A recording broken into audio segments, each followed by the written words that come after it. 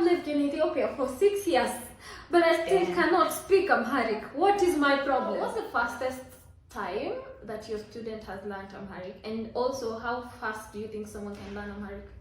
Anyway, welcome. Thank you, Desta. Please introduce yourself. So this is Blaine from Amharic Tutoring. I'm glad to be here with you guys. Tell us now, one thing that you think Ethiopians do not appreciate about being Ethiopians, especially those that are here. I think there is kind of a disconnection. There's a way of like what I call, I don't know, for my Amharic speakers, magbasbas.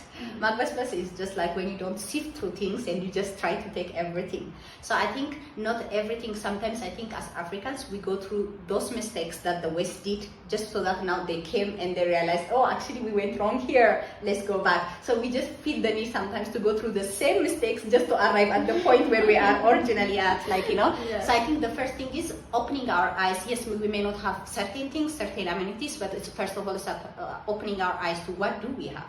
You know, for example, like one thing I feel also very called to do something about is like the environment. Yeah. And sometimes when you talk about the environment, you sound like this very, I don't know, hippie or some science geek. People think of you like that, but it's something very practical because basically the air we breathe, if it is polluted, like that's cancer. But when you say cancer, everybody's like, oh my God, like, you know. But when you think about the steps that lead to that, so people are very much like, oh, you are just making a big deal. So for example, when I was a kid, everyone, when they do grocery shopping, we used to have something called zambil, and it's made of like, I think the material that comes from false banana tree, I think. So it's basically just nature, you know. Yeah. But now I see like these small plastic bags like everywhere, and they are used very responsibly because, for example, I see people buying like bananas and oranges, like you can put them at least both in the same plastic bag, but one plastic bag for the banana, one plastic bag for the you know, for the orange, like. So I think we are doing that very irresponsibly, but that's like affecting our health like directly, like, you know. So I think, and also after that they need to be discarded like with care, like you don't just throw them around anywhere you find it. Like, so, and why not go with zambil, because like zambil is cool, like, you know, and if it's not cool, we have to make it cool again, like, you know. So I believe like there are I think I've seen that some pages already now working to improve the environment, so that's something I find pretty cool. So recognizing what is it that we have that's actually, because I think the way we live is very environment friendly, so realizing like what good things do we have and keeping that, and whatever we can learn from the Western countries, learn from that. Like maybe technology is something we can learn from them. Yeah. Maybe architecture-wise, we can learn something from them. But there are certain things also they can learn from us, recognizing what do we have, the jewels in our own backyard, and starting with that, I feel like that. Yeah. So something else that I know for sure is you're a big supporter of Made in Ethiopia. Oh yeah. Tell us about that and well, what is the passion like. Yes. Yeah. Well, one thing is like, yes, so one of the reasons why I came back is also how I noticed the imbalance in the world, especially the imbalance of Africa and the Western world.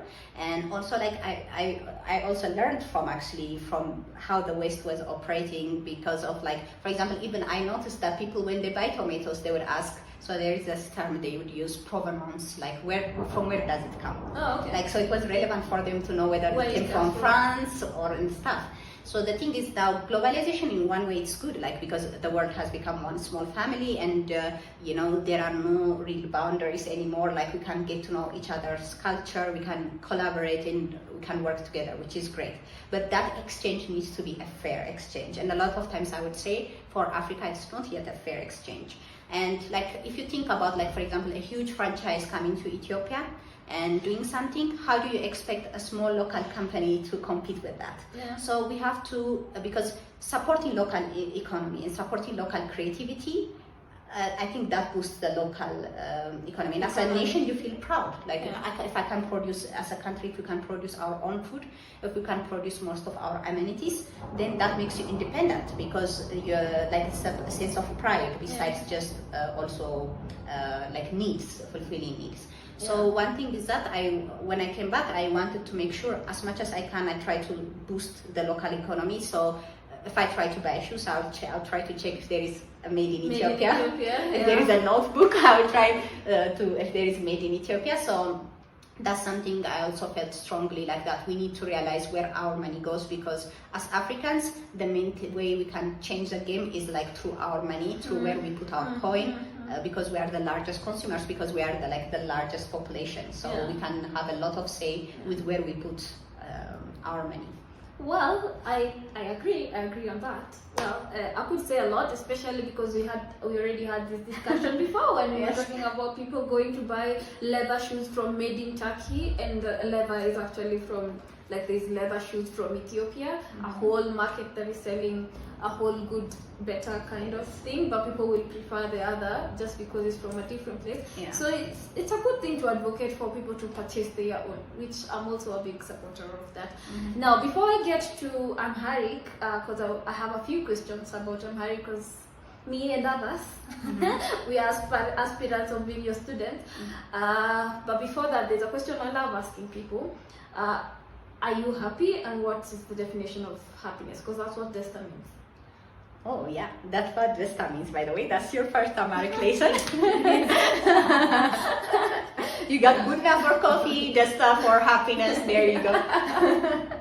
And so the thing is that yes, I've always caught up languages quite quickly, and also I felt always very passionate to celebrate cultures and explore cultures. So for me, this kind of fell into my lap, because when I was still looking for a PhD opportunity, meanwhile I was trying out different things I was passionate about, just trying to figure out what I'm meant to do. Okay. And so I was volunteering at an Ethiopian association, and whenever we used to sit together, so I would share with the Ethiopians that grew up there and that are not in touch with the culture. I would share with them, when we eat, we do this. When we do this, we say that. And so at the time, the association was offering free Amharic courses actually, but they came to me and they're like, Plain, we would be willing to pay you, why don't you teach us? So I was like, really? I was like, okay, let me start it. And then it started off there, and then when I started teaching, I checked out the guides that were available, and I was not very impressed, so I started making my own teaching guide. And that was also a creative outlet, so I love anything that creatively excites me, so it makes me come alive. And plus I got good feedback from my students, and they got me more students. So that was also, to find something which I enjoy doing, which creatively excites me, and I get to be self-employed. I don't work for anyone, which is great. And plus when I get good feedback about what I do, and plus when that thing allows me to be financially independent, so it's the whole package. And I'm very grateful, because I remember a time where I was very, very lost and didn't know what was the next step. So I'm very grateful to get to be doing that. And so I feel this is something I was meant to do. So I'm very happy doing that. Well, that's amazing. So tell us, why do you think there's someone that has stayed in Ethiopia? Okay. Yeah, sorry. No, I think you asked me what happiness means, right? Yeah, what does happiness mean? I think for me, happiness is connecting with ourselves, connecting with the moment, because I feel the moment that's all there is to it, even though we can plan things for 10 years, 20 years, but I feel it's about being present in the moment. Because sometimes there were, if I went according to my initial plan, I was supposed to be a doctor and doing research, but I think you have to be with what I know, with everything I know so far, and with the passion and the direction I envision, I take that one step. But I also have to be open to what the university is telling me with that step. And then sometimes you have to be willing. I think the thing that breaks is the thing that stays tight. As long as you are willing to bend, you don't break. So I think sometimes maybe I feel life has life, God has a bigger plan for us than what we originally envisioned for ourselves. So we have to stay open to life. So if something is not working, you give it your all. Have I tried everything? Have I given it my 100%? And then if it's not working out, I think we still have to stay open to what the university is trying to guide us. So I feel like that. And then if we are connected, and I think if we live our truths, like, because I think if you follow your truths and if you are in alignment with your truths, then I think you have that mental peace. And just try to put in your best foot forward, and I think that means happiness, not pleasure, happiness, because there are times where we face difficult things too, but it's just about being honest with ourselves and just taking that one step and just being at peace. With that. Oh well, I agree. Now back to Amharic. I've lived a scenario, okay? I have lived in Ethiopia for 6 years, but I still cannot speak Amharic. What is my problem? Well, I think it's working out quite well for you. You are making things happen. I think, the thing is, communication comes in different forms, like it's not just words, sometimes there are different ways of communicating. So you got the best way to communicate to us, which is the bunna, So once you got the bunna, we are like sold, They can hear English, but I want to be able to communicate. I want to be able to go to a village in, like, let's say, deep Bamit, and I'm able to live comfortably. I am only comfortable here because the people around me. Just make some bunna and tell, can you join me? Yes, and then we can work. I think we can work through the Amharic. Because I feel like one thing that has really gotten me comfortable is I have mastered enough words to get me by. Like I need to ask how much the bill is. I need to ask how to go this side, that side. Yes, I have mastered those words that now has gotten me comfortable. But you will not find me holding conversations, especially let's say when I'm with Ethiopians like you that can speak English. They'll be storytelling with other Ethiopians, but they will add some English words here and there, like very few. So somehow you flow a little with the story. But when you meet real Amharic speakers that even maybe don't know English, I cannot understand anything. Maybe unless in a word they'll be like be, and I will assume even if it means eat, even if you're not talking about eating, So what would you say is the reason why some people can have stayed here long? Because I've met several, but they still can't speak Amharic. I think mostly you stay also in Addis. So Addis you can easily get comfortable because there are a lot of English speakers around. So you can have a perfect social life, you can get around with most things. Your workmates. And yes, I think even the shopkeepers will understand few things here and there. And you just say Sintano, and then you got your thing taken care of. So I think that's why you can stay comfortable. But I think at some point, if you feel that vibe, like then it will come to you, and then it is possible to learn. Amharic can be as complex because of all, there is the masculine, the feminine, the respectful, the plural. Different writing from the first place. And also like a lot of the sounds can be like a tongue twister because sometimes a subject, object, verb can be just one word, So that's even complex. I can't say Becca in the right, like I can say the sounds. Yes. So I think that one, fake it till you make it. Like for example, in French there is this the R sound, so I can't do it, so I'm not gonna try it. Really? So, but the things they have a very R, so they just say it from the throat, But for me, I actually in Amharic our R is so strong, so it's like my R comes out like multiple roles, it doesn't even come, it's like it rings through. So they're like, oh, it's interesting how you say that, and they're very kind, whenever I say anything with R involved in it, they're like, oh, that's very cute. I'm like, I've also got I know, thank you for saying that my R is very deep.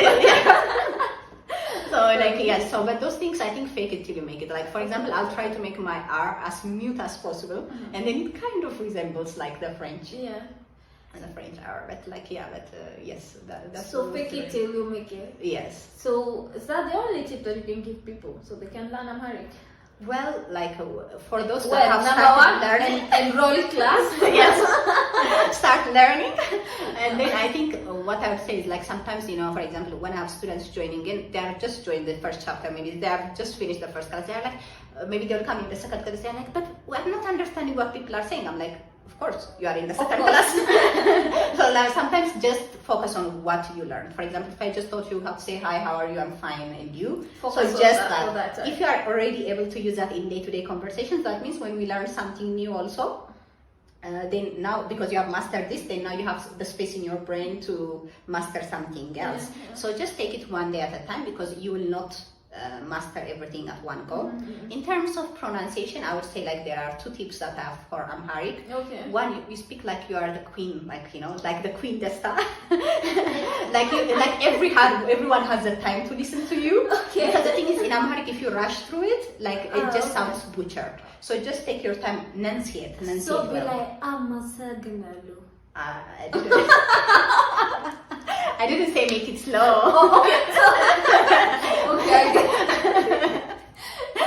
But don't like run through it. Yes. Okay. And the other thing is that so I think my students, if any of them are catching this right now, so like they know that for each word I tell them where the syllables, like where they are supposed to take the pause. Those pauses are very important. Unless you pause at the right places, then it will sound again butchered. For the sound to come out correct, sometimes there will be 5 letters that will be squeezed in and read with one breath, whereas sometimes it will be 1 letter that will be stretched out. Can you give us an example for this with Amasagnalo? Ooh, I can't.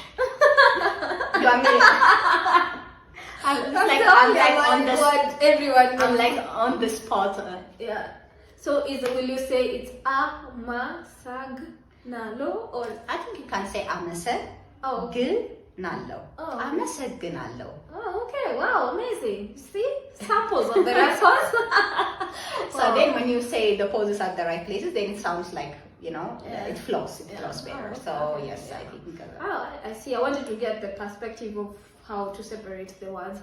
Anyway, that's interesting. Now, what tips do you have for people that are traveling? Because I've seen, for example, as you said about a guidebook, I've seen a certain book that says study Amharic. I've gone through it, and I'm assuming if I just arrived in Ethiopia and you give me this book, somehow I will butcher all words. Even if they've given me like what to say, I will still butcher. I'll be saying whole complete different things and people will not understand. So what advice would you have for someone who is the first time they're coming to Ethiopia? And like, for example, when I was coming here, I first had someone speak Amharic for the first time at the airport. Like, what advice would you give them? All right. So I think for this question, you might be a better judge of it because you have managed your way to come here and settle quite well. So for me as a local, I think what I notice is that I think generally also as someone who has traveled to different places, I think people generally are happy when you appreciate their culture and not coming with any kind of stereotypes and already made up, not coming with your mind made up like this country is going to be this way or that way. But just stay open to seeing the place from the locals' perspective and see what they have to offer. And I think people are happy. And with Ethiopians particularly, if you already say salam and deitna, you might even get invited for a lunch, So like people are like quite happy like when you say something from their language and stuff. Yeah. So I think, those survival words like salam now, sinta now, when you do shopping, those are quite your survival words. Of course, you need those. And also what I would say also, especially as a girl who has been to different places, is like, don't be overly too adventurous. And it's not specific just for women, also for men. Because sometimes I hear people coming here and they would do things like that have not even done, which I'm not saying that they shouldn't, but like please explain because I don't get it. But just I'm a lover of adventure. Yes, but I mean, just adventure should be done, I feel like, responsibly. Just for example, when I went to India, the first thing I did was I saw how the local girls, how they went to places, if they went clubbing, how did they do it, in what conditions, and also one international girl, because it should be more understanding of my experience. I feel like you're saying adventure but with awareness. Yes, but just responsibly, that's what I mean. Be adventurous responsibly. So sometimes I see a lot of like reckless behavior, I'm just gonna hop off on a bike to somewhere, and then, so I think it's good, also to be safe, while you're traveling, and to have I think you still can have a good time without, putting yourself at risk. So, I mean, just like any place, just also allow yourself to understand Ethiopia. What are the places to go to? What are the places maybe to avoid at night? And if you go to them, how do you go? See a local, hang out with a local, and then maybe hang out with foreigners who have already been there at least some months prior from you. Reminds me? And that makes you, I think. Sorry, I cut you yeah, sure, no problem. There was a friend of ours that actually, because of they couldn't they look very Ethiopian, but they couldn't speak Amharic. Uh-huh. But they were on their journey to a place that I'm not gonna mention names. Yeah. But it caused them problems because the police could not understand that you're not from specific different places. Yes. That leads to conflicts and stuff like this. Okay. And also because you can't get yourself out of trouble and you can't speak Amharic, then it increases the problem. Mm-hmm. That makes sense. Mm-hmm. So I think being able to escape scenarios that will force you to go through serious and that's language actually law barriers. enforcement, but Yeah. you could even find yourself at you could find yourself attacked by any place, and I'm not saying that specifically for Ethiopia, but any place. If you are not responsible about the way you hang out, you could find yourself in the wrong side of things, so it's good to be responsible. Ask a local, learn from a local, learn from a foreigner, especially who has been there some months prior from you, because that you get the best perspective. I mean, talk to the staff. Just don't go recklessly. Don't do reckless things. Care about your family too. I'm sure they worry, what you have when you're away. So just talk to someone who's experienced does stuff before you go somewhere. Well, I feel like lack of awareness also plays a big role, which I think sometimes it's okay to be caught by the surprise of not knowing something. Yeah. But sometimes that same ignorance can cost you a lot. Yes. So I agree with what you're saying. If you can learn a few Amharic words that you're coming in the country, that's actually But anyway, when you arrive, you don't necessarily. For me, I don't.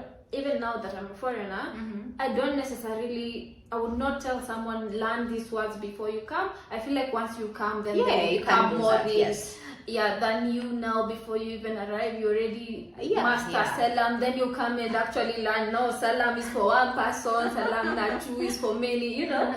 It's easier to learn those first words in the country. Yeah. So also appreciate the fact that now.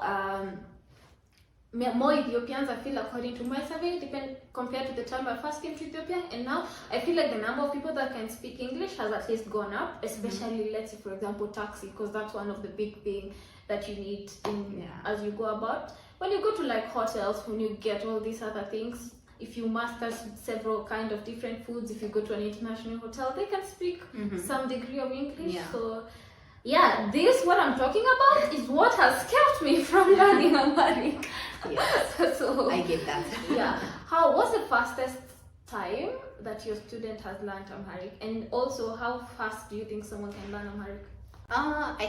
I don't know, because the thing is it's hard to say, because what topics because I think language is so to be able broad, to storytell with you in Amharic. yes, so I think my student who is the most ahead is I have a Finnish student who has I think studied a year from me. Speak everything. She's very good. She has dived even. She can talk about history. She's even learning how to write and read, and but she has stayed very consistent. That's the thing. I think sometimes people think if you spend a whole week studying with me and then you take a pause for 2 months, that's more or less it. It's the same thing with working out. Exactly. You It's work like out that. for So I think consistency goes a long way. So it's about staying consistent. But yes, I'm always very impressed by her, and also not 1 year. And also not just with the with actually learning the meanings of things, but also with the pronunciation. She can do the quite well. She can do the quite well, quite well. So yes, so I find her quite fascinating and stuff. And also lots of my students are doing well. So you don't feel bad over there. Most of them are doing well. So I would say that. So they have, but she has went the farthest from all of them, and so also she has no she has no Ethiopian background. She's completely a foreigner, so what that was her also consistency? 3 times per week. 3 times per week. How many hours per day? 1 hour.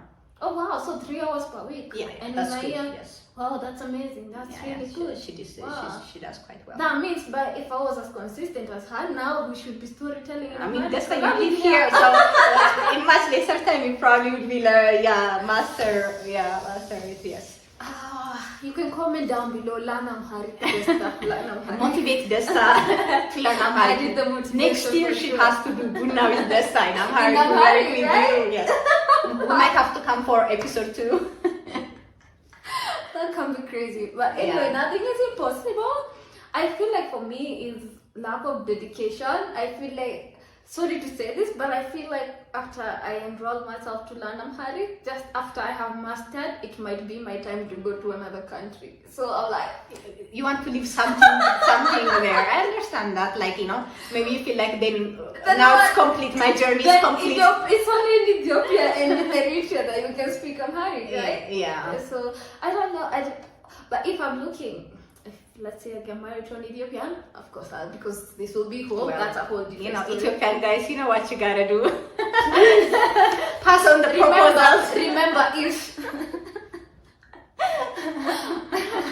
I'm sorry to report the probability right now very on the 0 point. Well, we don't know about that, but anyway. Wow, that's interesting. Good to know about Amharic. So where can people come to get you? Because I can feel someone who wants to learn Amharic, and for sure they can come to you. Oh, cool. They can be your students. Sure, like, so I have a page on Instagram and Facebook, that's so Leza Amharic Tutoring, so we can probably put it in the description. In the description. So you can feel free to reach out to me. I give individual classes because I like to give that one-on-one attention. I don't like group classes, so that's what I do. So it's an individual class? Yes, it's an individual class, and I focus on mastering communication. So because I don't follow the conventional way of teaching, because I also learned, for example, I learned Hindi in my own way. So I think I like to put my own approach, my own unique approach to language teaching. Nice, yeah. So we go from communication, and then we go to like writing and all that. So that comes much later. So like if it feels like you might be interested in a class with me, or if it's something that would work for you, so feel free to reach out. I'll be looking forward to. Remember, it's not just Amharic. If you maybe I meet also people, which is interesting. I meet people also that are like, I like watching your videos because I listen to English, so that way they're also practicing their English. So also if you're here and you wanna get better with your English, you have an English teacher, still French teacher, still Hebrew teacher. Oh my goodness, a lot of lessons we have to take. But if there is one thing, I feel like two things that I feel like should have been emphasized in our education system. One has to be languages, because I wish I could speak French, especially because I want to explore the whole of Africa, at least before I say the whole of the world. And there are francophone countries, and to go to this country, there's a certain already limitation by language. So I wish I could speak French. I wish there was a big emphasis on French, because for me, I studied French classes when I was like younger, but there was no emphasis of keep up. We had the option of drop it, so I dropped the language. And of course, because you didn't practice, you forget anything you had learned. So I wish there was focus on language. My other part of focus that is not part of conversation today is finances. I wish they taught us about our mindset when it comes to money and the things we should do in relation to finances. Anyway, but here we are, we have to learn as life continues and move on, I guess. Anything I feel else? like actually we have quite a lot of, we learn at least one international language in African education, which is either English or French and stuff. But I feel like, for example, there will be certain countries where they will just learn their mother tongue for you, like, you know what I mean, and not learn a second language. Okay, and stuff. Maybe that's America, because they only speak English. Yes, in France also. Because I thought I learned English, and now I'm ready to take over the world. I want international language. They're like, no. So I find that interesting, and I would also like to see more local languages being studied. For example, in Ethiopia, I feel like Ge'ez is a very ancient language, which is deeply attached to the history of Ethiopia. So I would like it to be to see it at least given as an optional course at every school. So I would like to see actually even more local languages being included, so that we preserve, the diversity that we so celebrate. Yeah, especially because it's deeply rooted with your Amharic anyway from the start. So it's history. Makes sense. It's crazy that some people don't even know what Ge'ez is. Like me, I didn't know until I came to Ethiopia. So. I mean, it's fair enough. It's fair enough. If you got to know about it once you are here, it's fair enough. Wow, and I guess media plays a big role. I know we talked about your influence for India, and to say the truth, it's from media. So that's why it's important for us to keep putting the small Things, contribution to that. And I appreciate you being here and being able to share your story and how you're able to evolve, as well as about your love for Ethiopian culture. Yeah, do you have anything else you want to tell our people? Well, I will. It was a very nice conversation that I had with you today. So I'm definitely happy to be here and get to know your audience. And also, I'd like to just end by saying, like, soon we'll be doing an Instagram live or on Leza Amharic tutoring platform with, of course, with your Instagram platform. I'll be telling people how I can speak Amharic even those 5 hours. You know, today you got to know a lot about me. So and that day we get to know a bit more about Desta. Yeah. So I really look forward to have you all over there join us, because and it's a live, so your comments, your questions will definitely keep it alive. So definitely look forward to have you all, and we'll be putting these details. We'll be letting you know when the date for the live. And it was nice to have you, and feel free to contact us if you have any questions about anything that we have said today. So it was a wonderful experience. So now it's time for the real Buna with Desta. So I expect that. So now, okay, see you guys. It was a pleasure. Actually, and to sign off. Other times we take the Buna here on set, but because we had already had the Buna before, I thought too much Buna pop for a day. But anyway, yeah, right. It was fun chatting with you. I appreciate. And guys, please subscribe to the channel, so that I'm gonna be sharing any updates that you need to know. For example, the live stream I'll share on our community tab, and you'll be able to be up to date on that. Otherwise, always remember to create time for that which ignites your soul. Until next time, ciao. How do you say bye in Swahili? Kwaheri. Kwaheri. Salamu alu. Oh, Ciao. salamu alaikum. Ciao.